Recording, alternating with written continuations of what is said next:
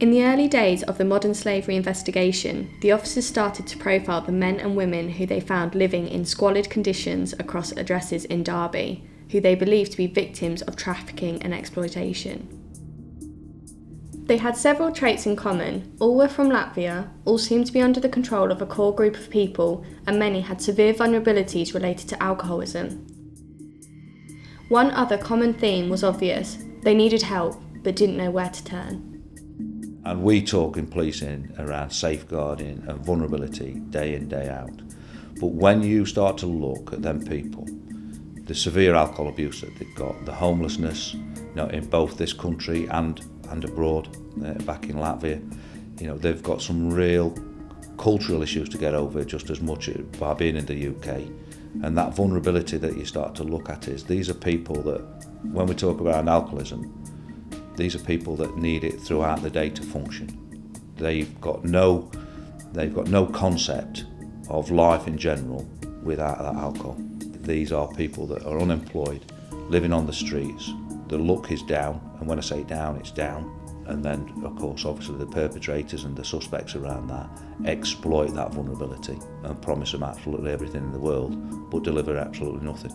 What we did see consistently across the board is that they were all promised a better life. They were trafficked into the UK on the promise of a better life. They were deceived to come into the UK thinking they were going to achieve a lot more than they actually did. In actual fact, what happened is they were recruited from the streets of Latvia, trafficked into the UK, housed in cramped bedrooms with bed bugs, cramped conditions, cramped living conditions. They were put out to work for long hours, and they saw very little of what they were promised. They were promised £10 a day, £15 a day, which actually is nothing. When you actually look at what the average wage is in the UK, £10 a day doesn't even come close. But to these vulnerable people on the streets of Latvia that were used to getting by on next to nothing, picking up food off the street, picking up food out of the bins, cigarette ends off the street, £10 a day seems a lot. When in reality, actually, some of them received nothing for months on end. All they were given was just enough to keep them happy, just enough not for them to become a problem for the organised crime group, just enough cigarettes, maybe some alcohol. They were done just enough to keep happy.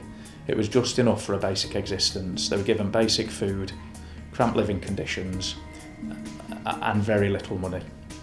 It's quickly come apparent that there was a family network involved.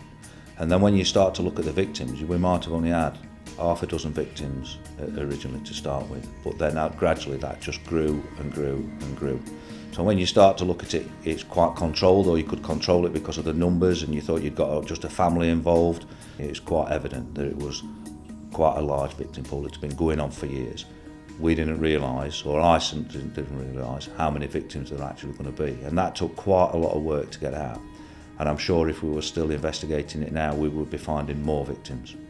Had information from HMRC and DWP initially that showed numerous people linked to the addresses that were in the end controlled by the organised crime group. And then when we started looking at the work agencies, again we found even more people on their books linked to the addresses that we were investigating. So something that initially was quite seemingly small, shall we say, turned out to be a massive, really complex investigation. As well as building up a picture of the victims, detectives also poured their efforts into identifying the suspects. Two names came to the fore: husband and wife Karen's Pelcis and Madara Stromane.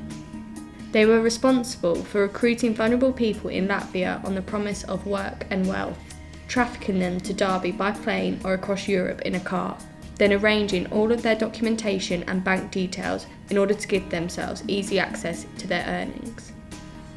This whole criminality centres around the organised crime group taking money from these vulnerable people.